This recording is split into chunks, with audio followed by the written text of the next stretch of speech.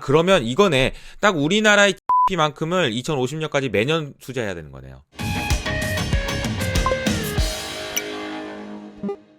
안녕하세요. 오늘은 영국에 있는 정승훈 특파원과 함께 얘기를 나눠보려고 하고요. 인사하시죠, 정승훈 특파원. 네, 안녕하세요. 반갑습니다. 또 이렇게 인사하게 되었네요. 어제 사실 저희가 이제 밤에 라이브 할 때, 오셨던데. 네. 제가 항상 라이브를 놓치지 않기 위해서 정말? 알람 설정을 해놨나요? 열심히. 당연하죠. 좋아요, 알람 다 해놨습니다. 매일매일 꾸준히 시청하고 있습니다. 그래요? 네네.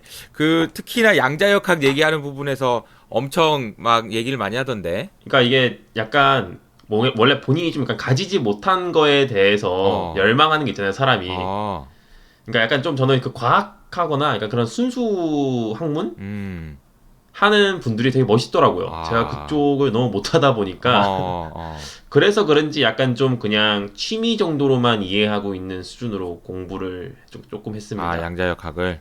그러니까 이제 사실 어제 얘기를 하긴 했는데 쉬운 얘기가 아니잖아. 근데 이제 거기다 댓글로 막 이제 자기가 공부한 걸 얘기하길래 승우도 양자역학 관심이 많구나 이런 생각을 했어요. 근데 오늘 주제는 양자역학은 아니고요. 기후위기 시대에 이제 투자를 어떻게 하느냐 이런 부분에 대한 내용입니다. 네, 그래서 오늘 제가 들고 온 리포트가 있는데요. 이게 골드만삭스라는 이제 투자은행에서 매달 어떤 이제 탑 오브 마인드라고 해서 그 달의 토픽을 정해서 출간하는 리포트 중에 하나입니다. 네네. 그래서 요번 달에는 이제 최근에 스코틀랜드에서 열렸던 이제 UN 기후변화 회의 이후에 이 기후변화 속에서 어떤 식으로 투자를 해나가야 될까 아니면 이 현재 어떤 상황에 놓여 있는 것일까에 대해서 리포트를 발간을 했는데요. 여기서는 이제 골드만삭스의 리서치 부서의 내용뿐만이 아니라 여러 인터뷰도 담겨 있어서 나중에 시간이 괜찮으시다면 한번 읽어보셔도 좋을 것 같습니다. 네, 알겠습니다. 그러니까 여기서 뭐 인터뷰하는 사람들은 뭐 ESG나 이런 그린 투자를 하는 회사의 거물들을 포함해서 마크 칸이라고 하는 전 영란은행 그리고 캐나다 중앙은행 총재까지 했던 이런 역임한 인물도 같이 인터뷰를 했기 때문에 유명하신 분이죠. 상당히 내용이 좀 알차다고 할 수 있을 것 같아요. 미남이시고 마크 칸이. 네.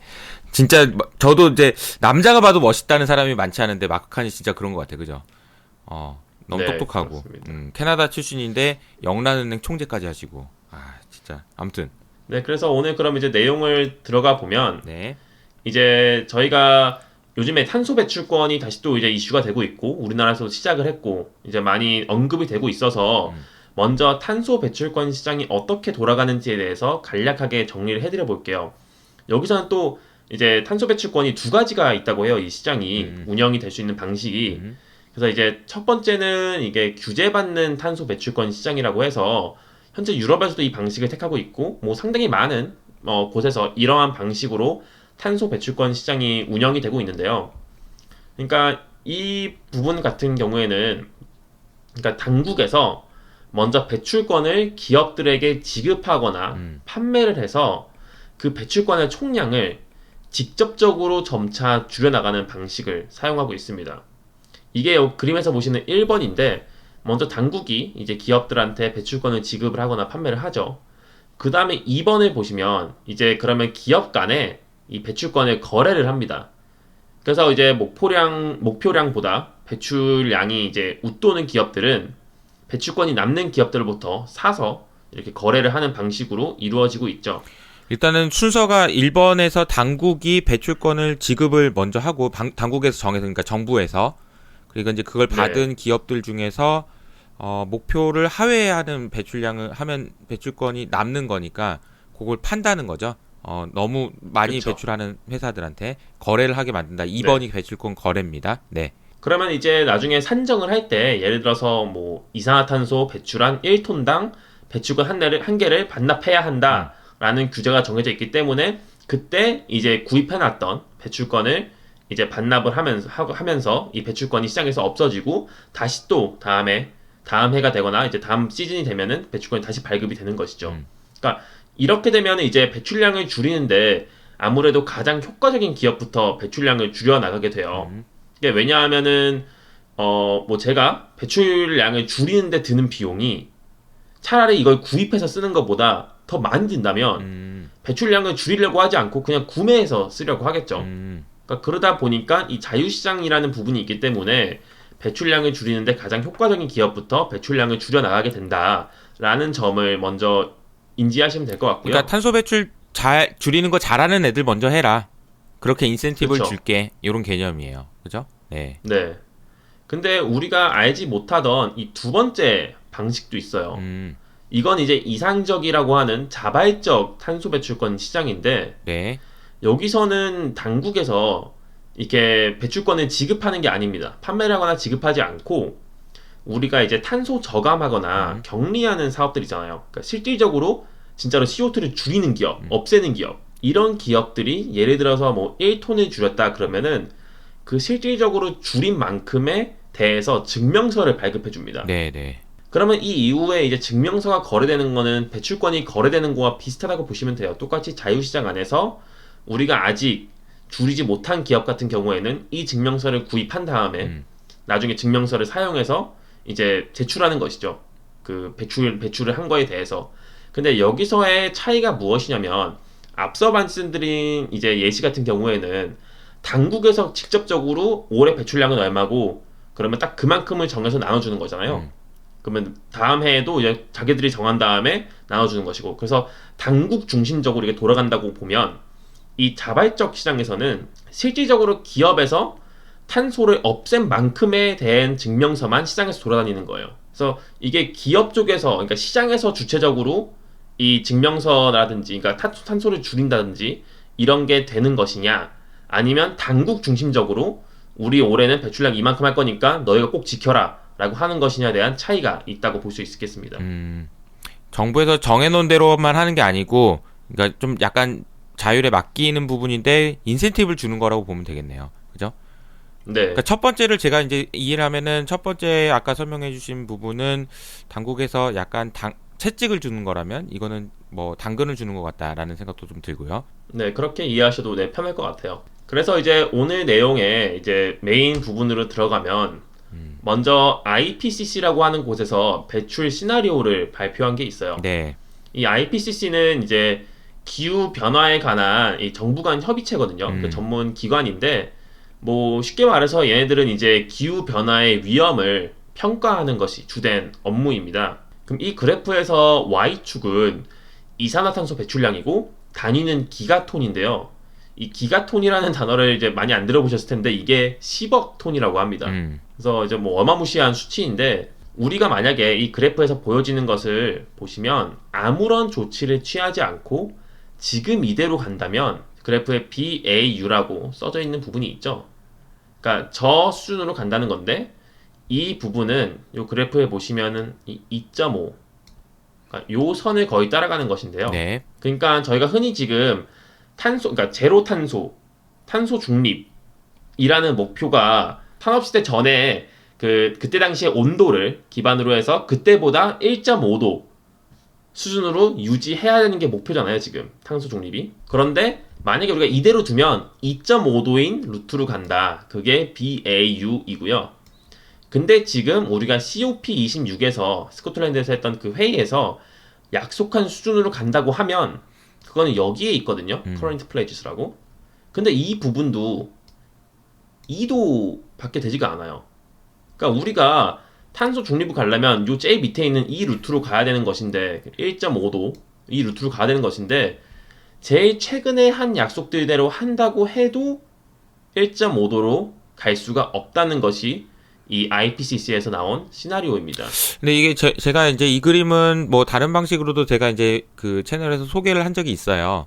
그러니까 뭐 IPCC 6차 보고서를 저는 이렇게 설명했거든요. 그러니까 2,000명의 과학자가 모여서 쓴 4,000페이지짜리 편지다.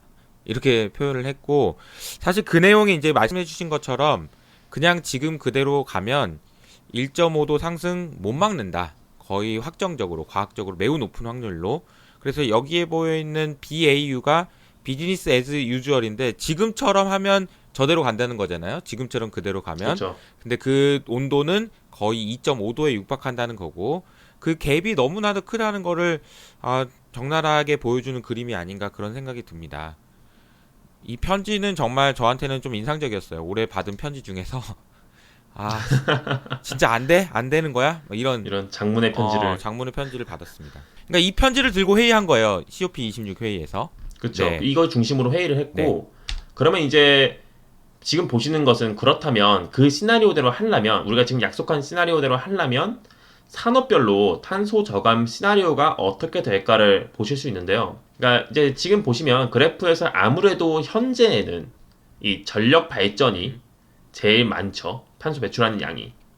그래서 그 밑에로는 이제 뭐 운송도 있고 그 다음엔 산업 및 기타 그리고 건설 아무래도 농업이나 임업 이런 거에 관련돼서는 제일 낮은 수준인데 저희가 이 그래프를 볼 때 제가 생각하기에 흥미로운 점 중에 하나는 우리가 비록 전력 발전이 지금은 뭐 거의 제일 높은 수치에 있지만 이게 다른 것들에 비해서 제일 빨리 제로 탄소로 간다는 거예요. 그러니까 이 분야에서 우리가 할 수 있는 게 지금 생각하기로는 제일 많은 것 같다라고 이쪽 이제 과학자라든지 이쪽 산업에서 생각을 하고 있는 거고 제가 오늘 말씀드리는 내용을 들으시면서 이제 물론 전반적인 큰 그림을 이해하시는 것도 좋지만 또 이게 투자 아이디어에도 우리는 연결 지어야 하잖아요. 이 생존 투자를 하는 사람 입장에서. 그래서 그렇다면 전력 발전 쪽에서 아무래도 그쪽 산업에서 제일 큰 움직임이라든지 제일 큰 투자가 먼저 일어나겠구나. 그러면 그 다음은 어딜까? 뭐 그래프상으로는 일단 산업 기타도 그럴 것 같고요. 그 다음 운송도 있고. 그래서 이런 순차적인 움직임을 좀 파악하시면 또 새로운 투자 아이디어가 나오지 않을까 생각도 해봅니다. 알겠습니다.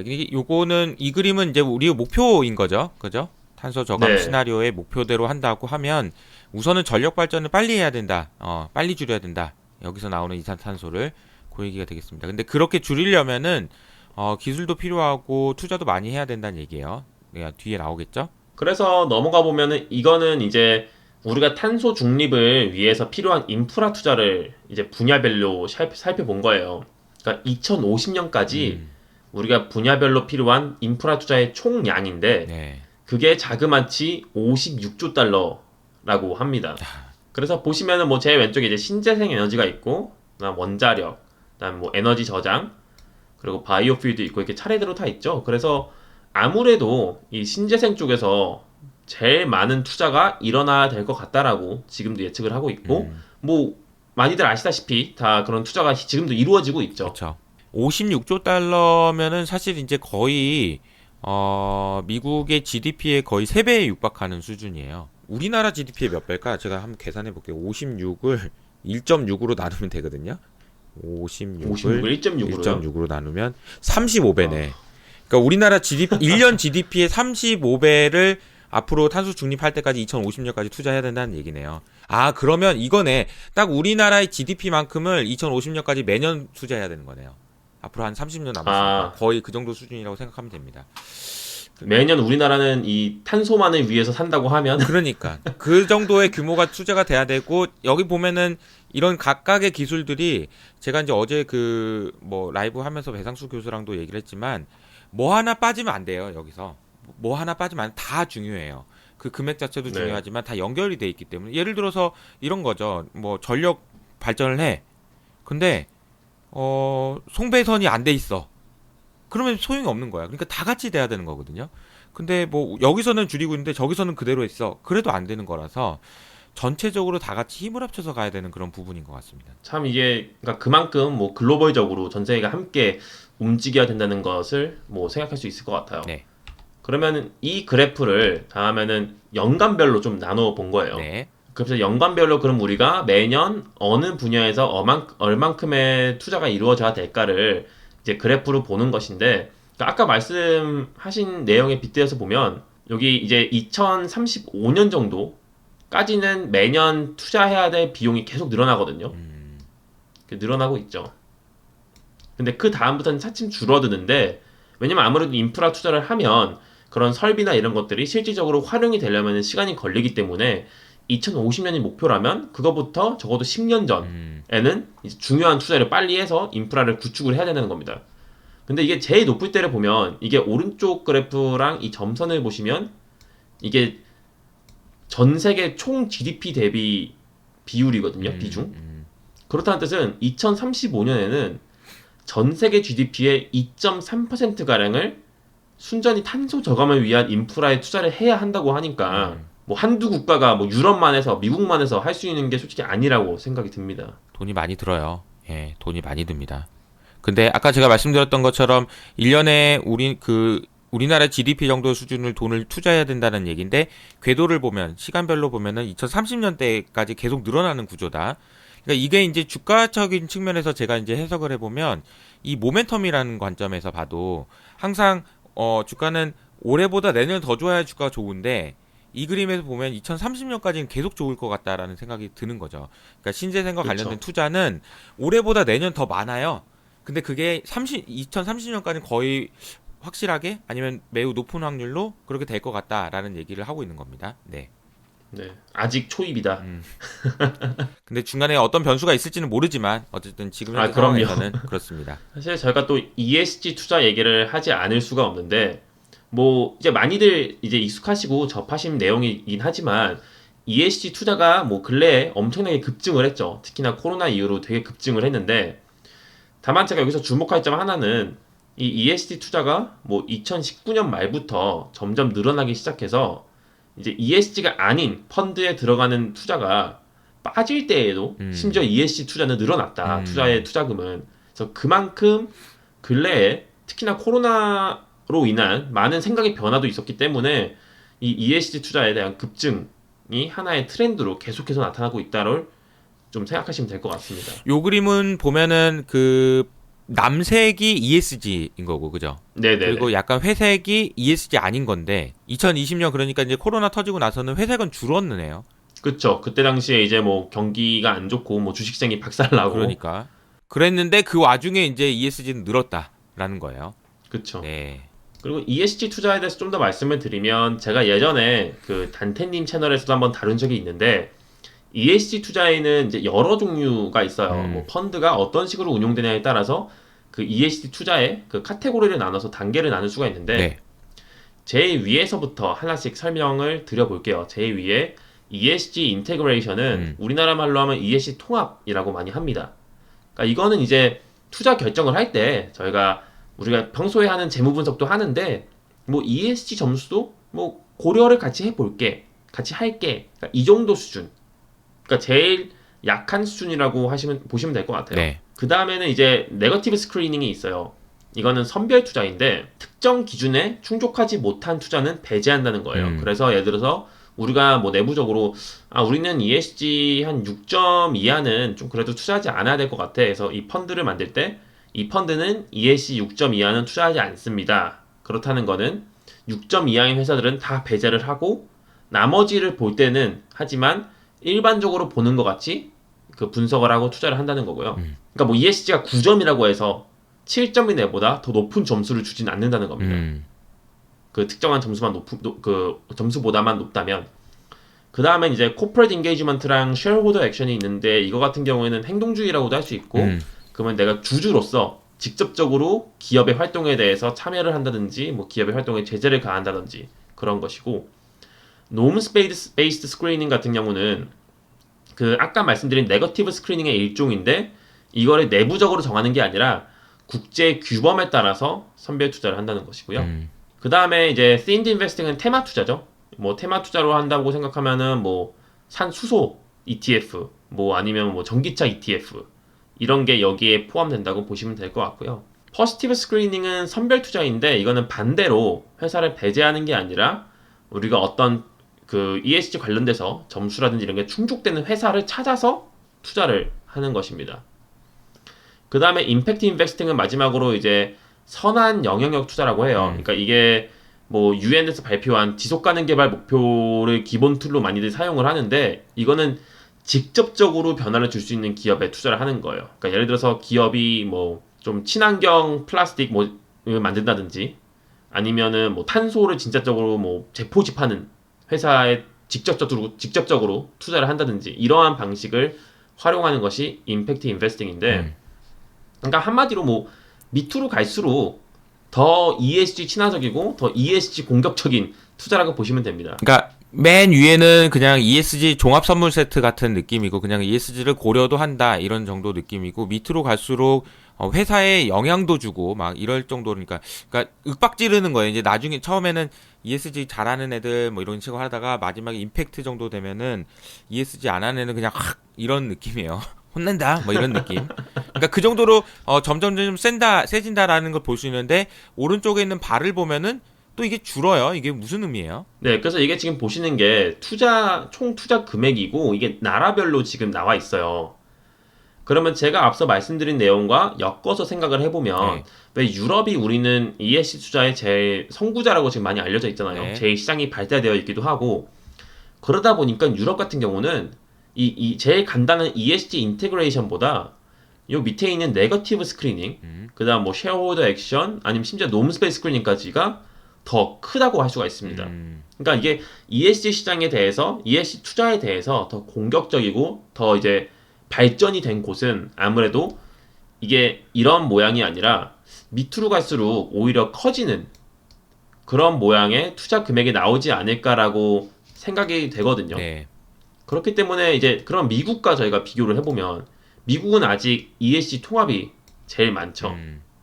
왜냐면 ESG 투자에 대해서 좀 약간 늦은 감이 없지 않아 있기 때문에 ESG 통합이 제일 많은데 근데 특이한 점 하나는 유럽은 얼마 없는데 이 테마 투자는 많아요. 근데 이게 미국에서 아무래도 그런 ETF 시장은 그래도 미국이 엄청나게 발전이 되어 있잖아요. 근데 또 이제 ETF를 이제 만드는 회사 입장에서는 이게 상품을 만들어 파는 것이기 때문에 솔직히 뭐 물론 친환경적인 가치를 생각하는 것도 있지만 어떤 상품을 만들어서 팔아야지 우리 상품이 팔릴까? 라는 생각을 하는 거기 때문에 뭐 팔릴 수 있을 만한 이제 그 당시에 테마주 막 이런 것들에 대한 아이디어를 내서 묶어서 판매를 하고 상품을 내는 게 미국이 제일 발달이 잘 되어 있어서 금융시장이 그래서 미국이 이거는 제일 큰 것 같아요. 네. 그러니까 이 변화를 통해서 우리가 알 수 있는 거는 어쨌든 투자의 방향성, ESG 투자는 앞으로도 계속 뭔가 지금보다도 더 좋은 모습으로 발전을 나갈 건데 특히나 지금도 ESG 투자 자체가 가진 문제점도 많거든요. 근데 그런 문제들을 그렇죠. 개선해 나갈 거고 아마 지금 유럽이 이런 방향으로 하고 있다는 거는 그 방향으로 갈 가능성도 높다.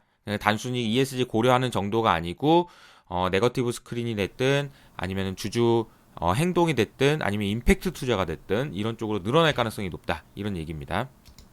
네. 그래서 보시면 이게 금융 상품별 방금 말씀드린 그 상품별 최근 투자 금액 추이인데 여기 그 ESG 통합 인테그레이션이 여기에 있죠. 그래서 이것보다 이 익스클루전, 그러니까 네거티브 스크리닝이 더 위에 있는 모습을 보실 수가 있습니다. 그러니까 최근 들어서는 통합보다는 그래도 좀 더 공격적인, 그러니까 네거티브 스크리닝 같은 공격적인 쪽에 자금이 더 많이 몰리고 있다라고 보시면 될 것 같고요. 또 그 다음에는 이제 ESG 저희가 이게 제일 큰 화두잖아요. 그쵸. 그래서 ESG 점수가 높으면 얘네 기업가치 더 받냐? 이게 제일 큰 화두죠, 아무래도. 더 높은 밸류에이션을 받는 게 맞냐? 그러니까 ESG 잘한다고 해서 더 좋은 회사냐? 혹은 뭐 밸류에이션 더 높냐? 이런 거예요. 여기서 이제 EV, EBITDA라고 조금은 생소할 수도 있는 이런 지수를 사용을 하거든요. 그러니까 효치님들도 이제 제가 최근에 지금 PER하고 PBR까지는 지금 설명을 하고 있거든요.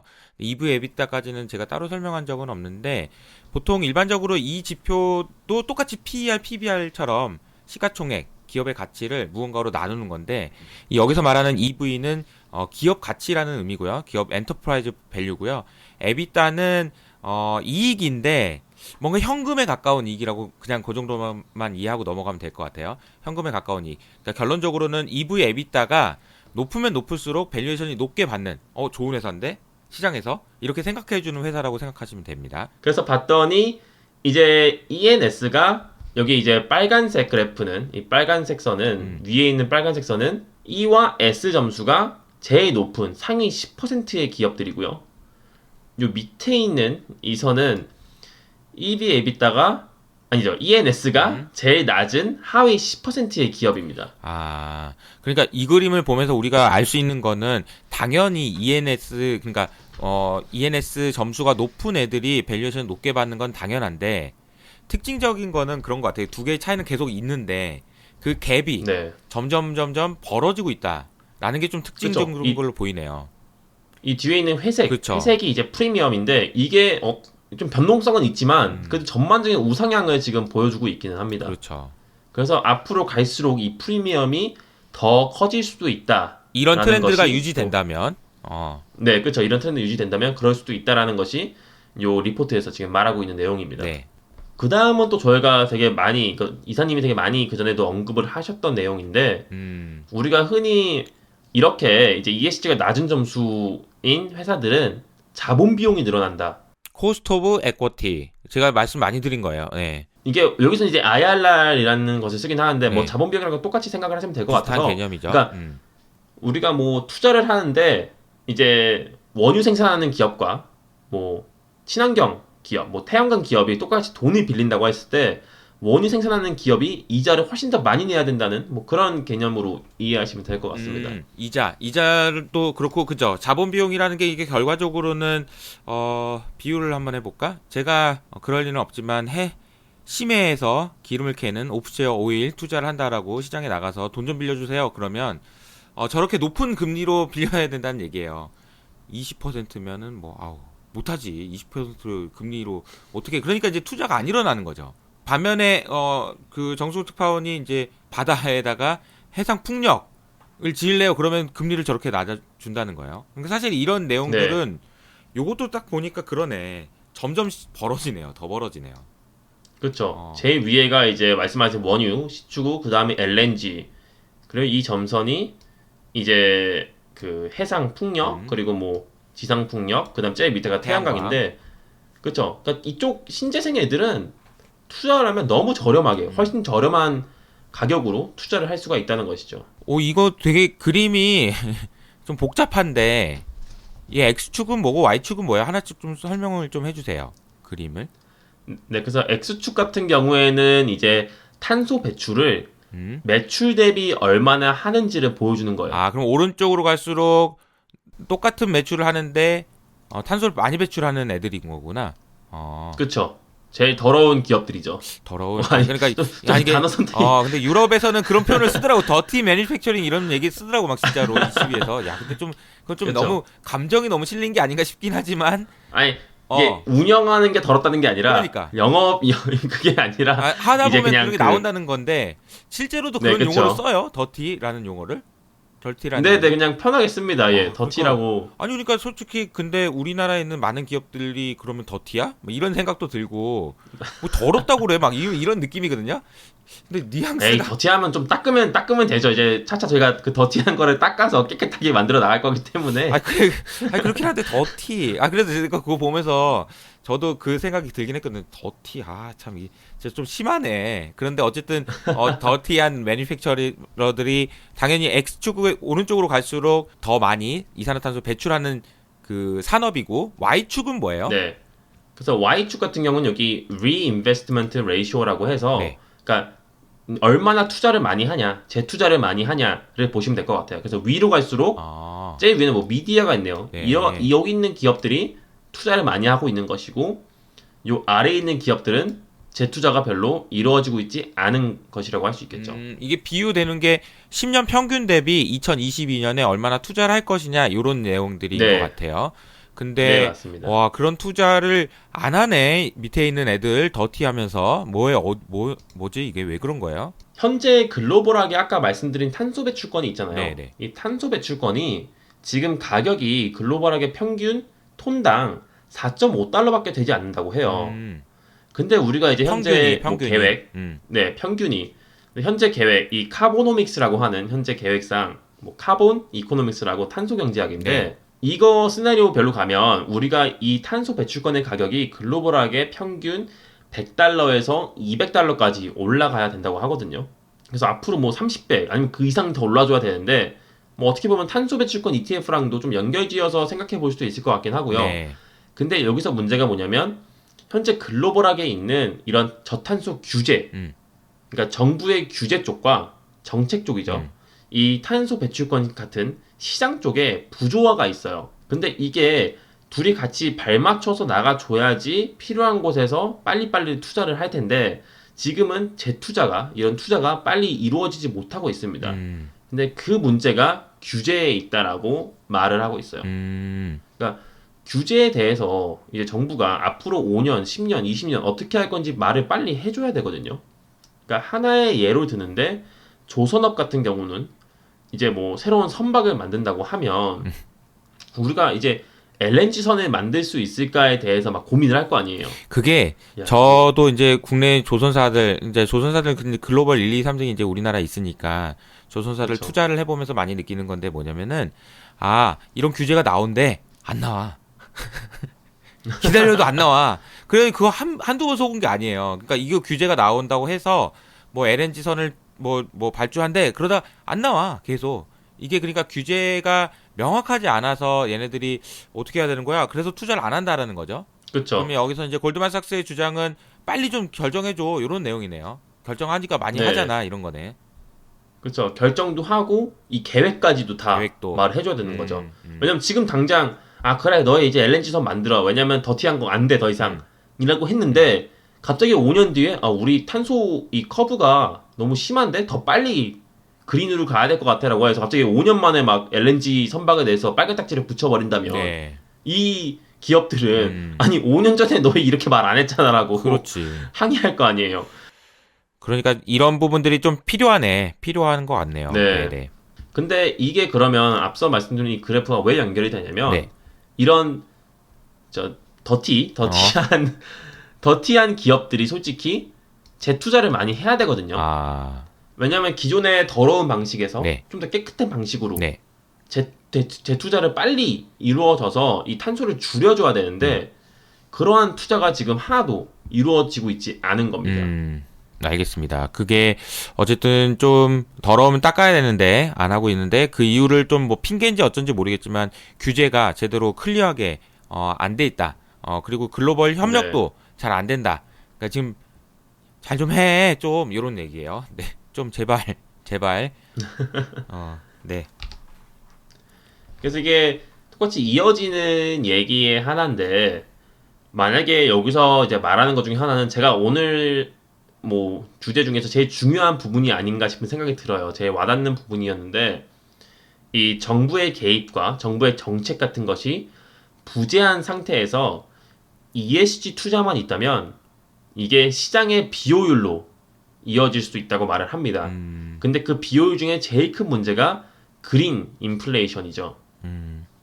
왜냐면 아까 말씀드린 탄소 배출 기업의 비용이 증가를 하면 그러면은 이 비용이 증가한 것만큼 그럼 이 기업들은 어떻게 할까? 근데 이 기업들은 아무래도 가격을 전가할 겁니다. 그대로 소비자에게. 그렇죠. 그리고 이 전에 또 투자도 안 한다고 했죠. 그린 쪽으로. 그러면 그 늘어난 매출은 또 그린 투자에도 사용이 안 되고 있어요. 근데 이렇게 소비자에게 가격이 전가가 되면 사회적으로 안 좋은 것 중에 하나는 이게 간접적으로 역진세의 효과가 나타난다는 것이거든요.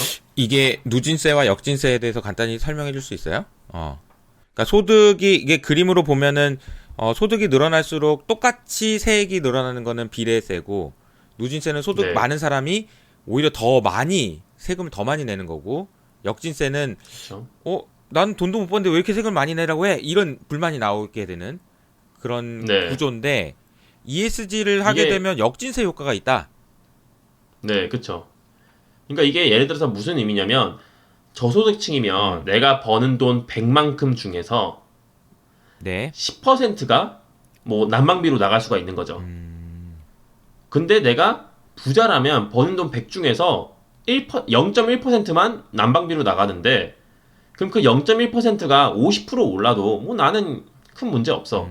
근데 10%의 지출 나가는 분야에서 50%가 올라버리면은 상당히 타격이 큰 것이죠. 이제 숫자가 이제 조금 극단적이어서 좀 다를 수 있지만 이해되는 대로 훨씬 편한 것 같아요. 그러니까 저소득층일수록 난방비가 내 생활에서 내 소득에서 차지하는 비중이 크니까 난방비가 많이 올랐을 때 느끼는 체감적인 그런 고통 이런 거 훨씬 더 클 거라는 거잖아요. 그게 이제 역진세적인 의미가 있다. 말 나온 김에 지금 영국 많이 추워요. 상당히 그 고통이 상당히 큽니다. 그래요? 그래서 지금 저도 집안에서 이렇게 긴팔에다가 상당히 두껍고 안에 약간 털도 나 있는 긴팔을 입고 생활을 하고 있고 그러니까 저희가 얼마 전에 지지난주인가 이 그 카운실이라고 뭐 우리나라 치면은 구죠. 여기 구청에서 편지를 보내왔더라고요. 뭐라고요? 내년에 너희 난방비 40% 올라간다고. 아, 내년에? 네. 와. 그래서 지금 뉴스에서 나오는 것도 내년에 난방비 한 영국은 40에서 50% 정도 오를 것 같다라고 지금 말이 나오고 있습니다. 와, 40에서 50%요? 이미 네. 내년에 그 정도 오를 거라는 거를 그럼 사람들이 알고 있는 거네. 네, 그렇죠. 거의 확정시 된 거죠, 지금. 확정이 된 거예요. 편지로 제가 통보를 받은 거기 때문에. 그럼 어떻게 살지 싶긴 한데, 그러니까 딱 그거네.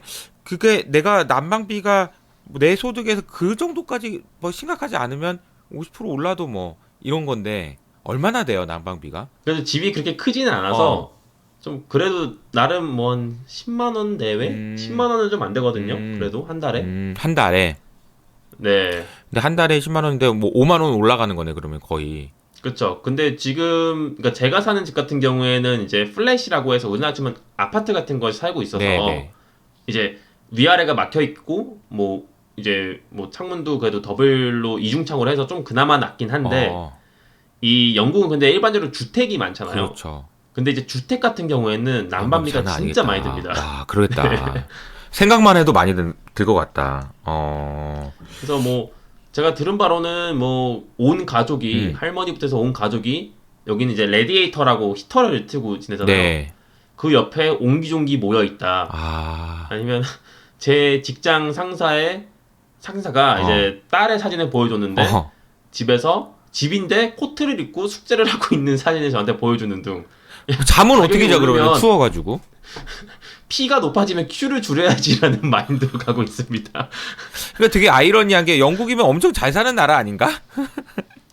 엄청 잘 사는 나라고 그럴 것 같은데 그러다가 잘못하다가 저 모닥불 쬐게 생겼어. 그러니까 이게 참 상황이 심각한 것 같습니다. 그렇군요. 그 그렇게 추운 나라도 아닌데 솔직히. 그러니까 그래서 어쨌든 난방비가 40~50%까지 올라갈 수 있다. 야, 근데 이런 얘기를 하니까 또 ESG와 관련된 얘기기도 하고 그린플레이션이 되면 가만 놔두면 이렇게 된다는 거잖아요. 그럼 뭔가를 좀 그쵸. 해야 된다는 얘기네요. 그렇죠. 정부 쪽에서 움직임이 없으면 우리가 순전히 이제 금융 쪽에서 ESG 투자만 해서는 물론 궁극적으로는 목표에 다다를 수 있겠지만 그 가는 과정에서 이 사회적으로 많은 문제가 나타날 수 있다는 거죠. 그래서 왜냐면 이게 다른 모델은 생각을 해보시면 이러한 더티한 회사들로부터 만약에 정부가 세금을 걷는다.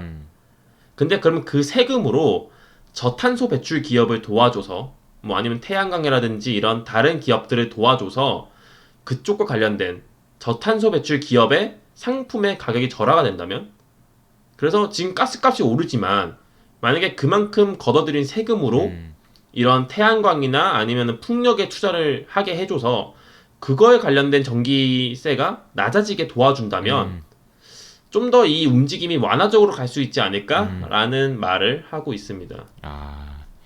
그러네요. 이미 이제 ESG 해가지고 외쳐서 가는 건 좋은데 그렇게 하다 보면은 결과적으로 그린플레이션이라는 결과를 낼 수밖에 없고 그거는 결국은 저소득층에게 우리 그냥 일반 시민들한테 너무나도 큰 부담이 될 가능성이 있으니 정부에서 이런 걸 조정해 줄 수 있는 뭔가 다른 대안이나 이런 정책적인 그런 보조가 필요하다라는 얘기네요. 그러니까 단순히 우리가 이제 ESG 투자만 해가지고 해결된 문제는 아니라는 거예요. 왜냐면 제가 알기로는 최근에 이제 블랙락에서도 어디였더라? 다른데 이제 원유 관련된 아니 가스 쪽인가 관련된 이제 시설을 그 시추하는 곳을 매입을 했거든요. 네. 근데 그 전까지는 계속해서 그린 얘기를 하다가 갑자기 그거를 왜 했냐는데 그거와 하면서 이제 사우디에 가서도 이제 연설을 했던 게 있어요. 블랙락의 CEO가. 근데 거기서 최근에 이런 쪽과 관련해서 우리가 뭐 너무 더티하다고 계속 배제시키고 해가지고 그쪽에 투자가 급격하게 너무 빠졌기 때문에 지금 원유값이나 그린플레이션이 너무 큰 문제다라고 말을 하면서 또 그쪽에도 다시 또 돈을 집어넣는 모습을 보여주고 있더라고요. 이게 뭐 그러니까 앞뒤가 안 맞는 것 같긴 한데 근데 뭐 들어보면 틀린 말은 아니에요. 그러니까 이거는 조금만 제가 좀 부연 설명을 좀 해보면 이런 거예요. 최근에 이제 얼마 전에 한 2~3년 전이에요. 그러니까 우리나라 한국전력에 노르웨이 국부펀드가 투자를 했었는데 네. 노르웨이 국부펀드가 계속 얘기한 거죠. 니네 석탄 안 줄이면 진짜 혼낸다? 이렇게 빨리 줄여. 근데 안 줄인 거야. 아니 뭐 줄이기를 어떻게 당장 줄여? 못 줄이는 거지. 그러니까 이제 얘네들이 아우 그러면서 혼내준다고 그러면서 주식을 다 팔아버렸어요. 그러면 이제 어떤 일이 생기냐면은 주식을 다 팔았으니까 주가 많이 빠지죠.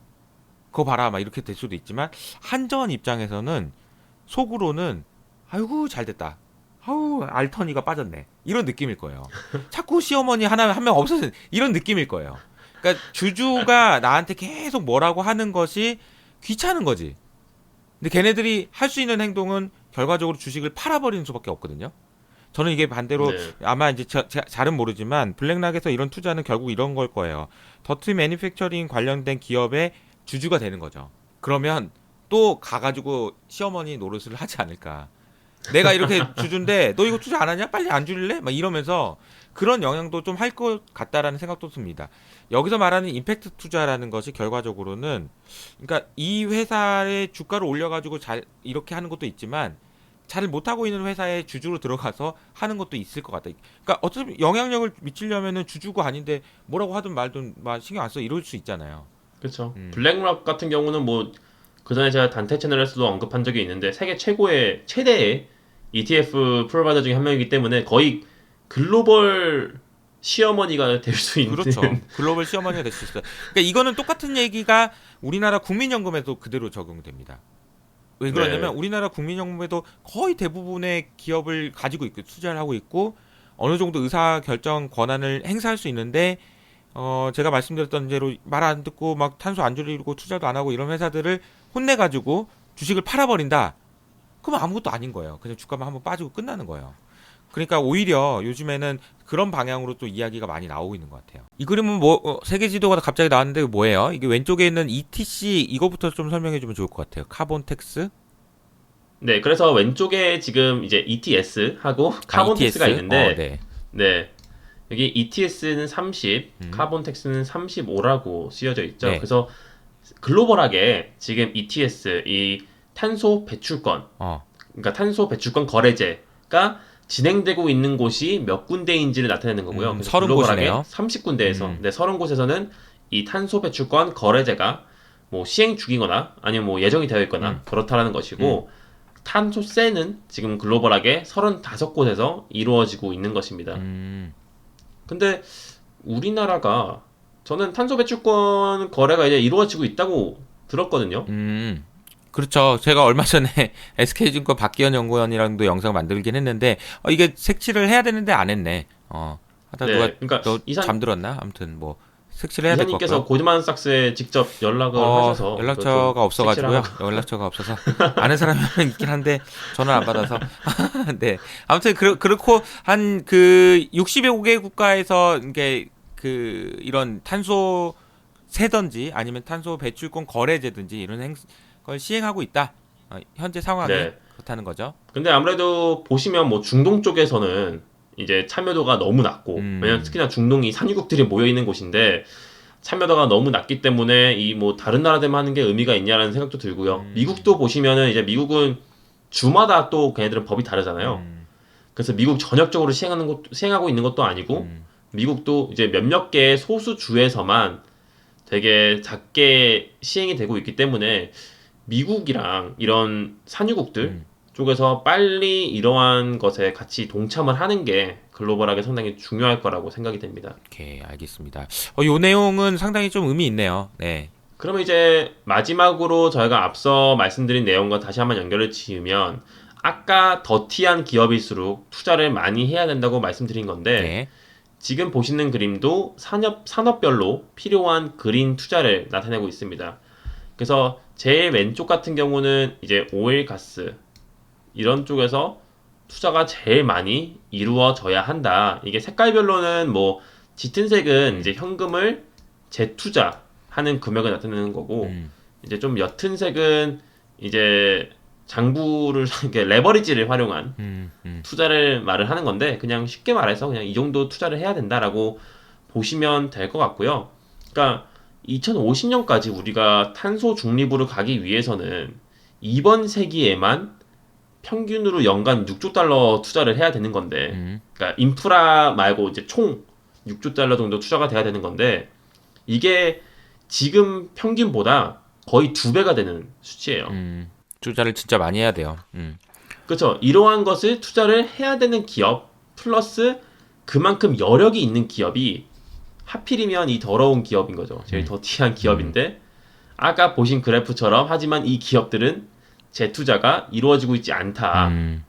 그래서 이런 여러 가지 참 속상한 현실이 또 있는 근데 이제 제가 이제 이분들을 대변하는 건 아니지만 거기서 일을 하고 계신 분들이나 아니면 그 기업들 입장에서도 할 말이 많은 게 그렇죠. 뭐 근데 이제 이번에 저는 이제 오히려 거꾸로 올해 이제 코로나 끝나고 2021년에 이들 기업이 돈을 많이 벌었어요. 포스코도 그렇고 롯데케미칼도 그렇고 우리나라에 있는 그런 관련된 기업들도 돈을 많이 벌었거든요. 저는 이게 어떻게 보면은 ESG 투자를 많이 하라는 뭐 선물 같은 거라고 생각해요. 그러니까 그동안은 내가 돈도 못 벌어가지고 내가 돈 투자할 돈도 없어 이렇게 할 수 있었는데 이번 사이클에서 굉장히 큰 돈을 벌었기 때문에 관련된 투자를 좀 많이 할 수 있지 않을까 내년에는. 어쨌든 작년에 비해서 유가도 오르고 그러면서 해당 기업들이 돈을 많이 벌었어요.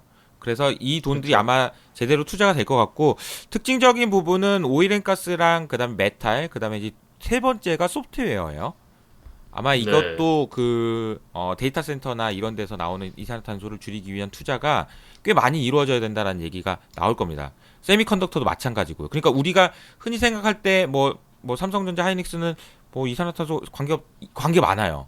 관계 많습니다. 여기도 투자를 많이 해야 돼요. 그러니까 단순히 더티한 그런 느낌뿐만 아니라 소프트웨어 기업이나 반도체 회사들도 투자를 많이 해야 된다. 이 그림 보면 딱 나오는 거죠. 그래서 오늘 준비한 내용은 이 정도가 될 것 같습니다. 네, 보시는 분들이 또 어떻게 보셨는지 모르겠지만 정수호 특파원과 제가 앞으로도 계속 좋은 내용들로 인사드리는 걸로 하겠습니다. 마지막 인사하고 네, 마무리할까요? 네, 그 두 번째 촬영이라 오늘 휴가인데 새벽 1시 반에 지금 현재 시각 새벽 1시 반에 지금 1시 촬영을 반. 하고 있습니다. 고생했습니다. 얼른 자세요. 휴가인데. 알겠습니다. 오늘 좋은 얘기 많이 전달해 주셔서 감사합니다. 네, 감사합니다. 네.